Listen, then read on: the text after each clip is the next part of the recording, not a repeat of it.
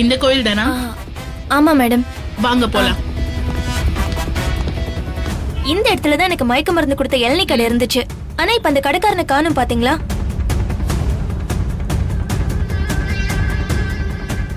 என் கூட வாங்க. ஐயா சொல்லுங்க மேடம். இங்க ஒரு இளநீ கடைக்காரன் இருந்தானே, அவன் எங்க? அவன் 2 நாளா கடை போடல மேடம். ஓ, அவன் வீடு எங்க இருக்கு? எனக்கு தெரியாது மேடம். எனக்கு தெரியுமா, நான் சொல்றேன் வாங்க. சொல்லுங்க. அம்மா, அவர் வீடு எனக்கு தெரியும். ஆனா பூட்டி கிடக்குது. வெளியூர் போயிருக்காங்கன்னு நினைக்கிறேன். அவன் போலீஸ்க்கு பயந்துதான் எஸ்கேப் ஆயிட்டான் மேடம். இப்ப என்ன பண்றது மேடம்? சரி வாங்க, கோயில இருக்கிற சிசிடிவி ஃபுட்டேஜ் போய் பார்க்கலாம். சரி வாங்க மேடம். வாங்க.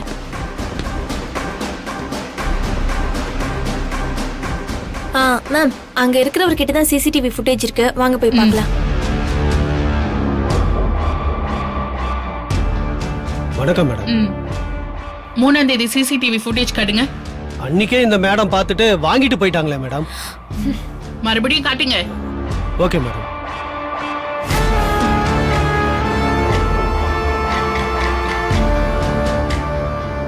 மேடம் அங்க பாருங்க.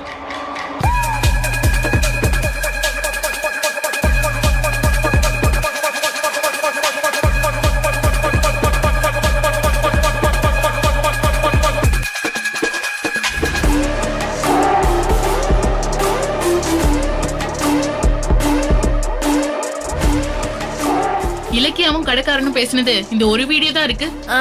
இதுலதான் மேடம் எனக்கு மயக்க மருந்து கொடுக்கறத பத்தி பேசிருக்காங்க. அதான் வாய்ஸ் இல்லாத இந்த வீடியோ வச்சு இலக்கிய மேல எந்த கேஸும் போட முடியாதுன்னு நான் ஏற்கனவே சொன்னேனே. மேடம், அப்ப நம்ம கிட்ட இருக்கிற ஒரே ஆதாரம் என்கிட்ட இருந்து தப்பிச்சு போன அந்த இளநீ கடைக்காரன் வச்சிருந்த அந்த வீடியோ தான். எஸ், அவன் கிட்ட இருந்து அந்த வீடியோ வாங்கினாதான் நீங்க ஆசைப்பட்டது நடக்கும். இல்லன்னா இலக்கிய நிச்சயம் தப்பிச்சிடுவா. மேடம், அது மட்டும் நடக்க கூடாது மேடம். இலக்கிய ஜெயிலுக்கு போயே ஆகணும்.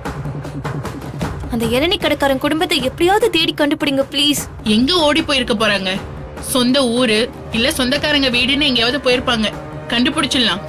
அப்புறம் இன்னொரு விஷயம் மேடம், எனக்கு கடைக்காரன் இளநீ கொடுக்கும்போது பக்கத்துல முக்காடு போட்டு ஒரு பொம்பளை உட்கார்ந்துருந்தா. அவ நிச்சயமா கடைக்காரனோட பொண்டாட்டி இல்ல, அந்த இலக்கியோட ஆளாதான் இருப்பா. அவ தான் இளநீல மயக்க மருந்து கலந்துருக்கணும். அவளையும் கொஞ்சம் யாருன்னு விசாரிங்க மேடம். ஓகே ஓகே, நான் பாத்துக்கிறேன். போலாமா? சரி மேடம். வரோம் சார். Okay madam. வாங்க.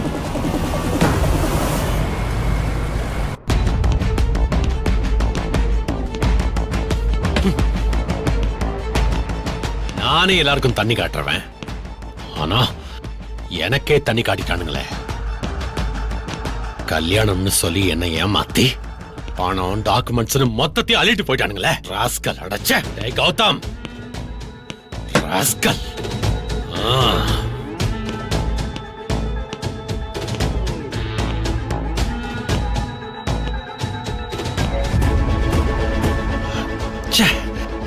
இப்ப டென்ஷன் ஆகி என்ன பண்றது? எல்லாம் அவங்கிட்ட போய் சிக்கிக்கிச்சு. இப்ப எப்படி அதையெல்லாம் மீட்க போறேன்னு தெரியலையே.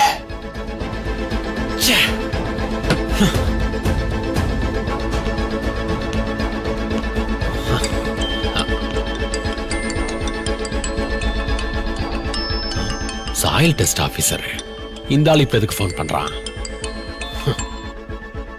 சொல்லுங்க சார்.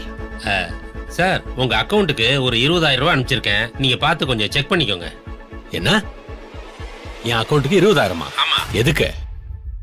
அதான் சார், கௌதம் ப்ராஜெக்டோட சாயில் டெஸ்ட் அப்ரூவலை ஃபெயிலியர் ஆக்குறதுக்காக 20,000 ரூபாய் எனக்கு அனுப்பிச்சிங்கல்ல, அந்த பணம் தான். ஆமா, அதையே எனக்கு திருப்பி அனுப்புறீங்க? சாயில் டெஸ்ட்டை ஓகே பண்ணாதீங்கன்னு நீங்க எனக்கு 20,000 கொடுத்தீங்க. ஆனா எதுக்கும் போட்டு பாப்பமேன்னு அதை ஓகே பண்றதுக்காக கௌதம் கிட்ட நான் 2 கோடி கேட்டேன். கேட்டு அவரும் 2 கோடி ரூபாய் பணத்தை எனக்கு கொடுத்துட்டாரு.